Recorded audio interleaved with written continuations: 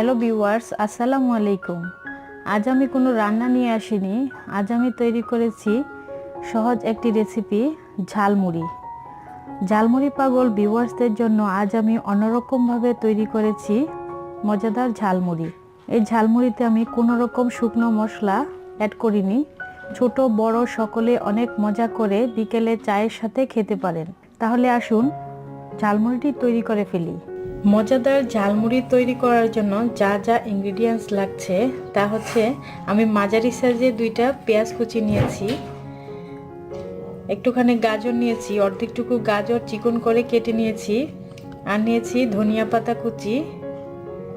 এখানে আমি টমেটোটাকে ভিতরের অংশটা ফেলিয়ে দিয়ে শুধু উপরের সাইডের অংশটা নিয়েছি, আর নিয়েছি আমি এটা কচি 4টা কাঁচামরিচ।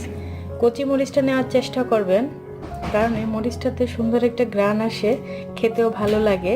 আর নিয়েছি একটুখানি শসা কুচি। এখন নিয়েছি আমি ছোলাটাকে শুধু পানিতে ভিজিয়ে আমি লবণ পানি দিয়ে একটু সিদ্ধ করে নিয়েছি। আর লাগছে আমার চানাচুর আমি 100 গ্রামের মতো নিয়েছি। আর এখানে মুড়ি তো লাগছেই। আর নিয়েছি পরিমাণ মতো তেল। এখন আমি ঝালমুড়িটা তৈরি করব। আমি এখানে একটা মিক্সিং বল নিয়েছি। বলের মধ্যে আমি এক এক করে সবগুলো উপকরণ দিয়ে দিব। প্রথমে দিয়ে দিচ্ছি গাজর কুচিটা, তারপরে দিয়ে দিব ধনিয়া পাতা, তারপরে টমেটো, পেঁয়াজ কুচি, কাঁচামরিচ এবং শসা কুচি সবগুলো একসাথে দিয়ে দিচ্ছি। দিয়ে আমি এটাতে সামান্য পরিমাণে লবণ দিব। দিয়ে একটু মেখে নেব।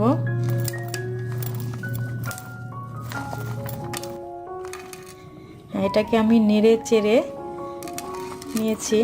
এখন আমি এর মাঝে পরিমাণ মতো সরিষার তেল দিয়ে নিব।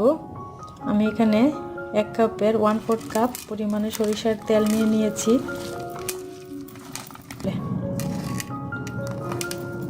এই পর্যায়ে দিয়ে দিচ্ছি আমি ছোলা সিদ্ধটা দিয়ে আমি আরেকটু মিশিয়ে নেব। এই পর্যায়ে দিয়ে দিব আমি চানাচুরটা। আমি এখানে 150 গ্রামের মতো চানাচুর নিয়ে নিয়েছি। ঝালমুড়িটা সম্পূর্ণ বাসার লোকের উপর নির্ভর করে।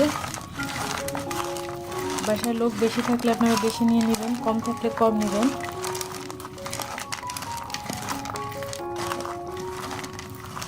এখন আমার সবগুলো উপকরণ মিশানো হয়ে গেছে। আমি এখানে 150 গ্রামের মতো মুড়ি নিয়ে নিয়েছি। এখন আমি মুড়িটা কিন্তু আমি দেশি মুড়ি নিয়েছি। যার যেরকম পছন্দ সেরকম মুড়ি নিতে পারেন।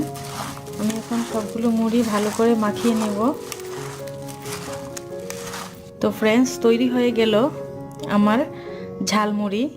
দেখুন কত সুন্দর হয়েছে ঝালমুড়িটা। যদি আমার এই সহজ রেসিপিটি ভালো লেগে থাকে তাহলে অবশ্যই লাইক, কমেন্ট এবং শেয়ার করে আমাদের সঙ্গেই থাকুন। সবাইকে অসংখ্য ধন্যবাদ। আল্লাহ হাফেজ।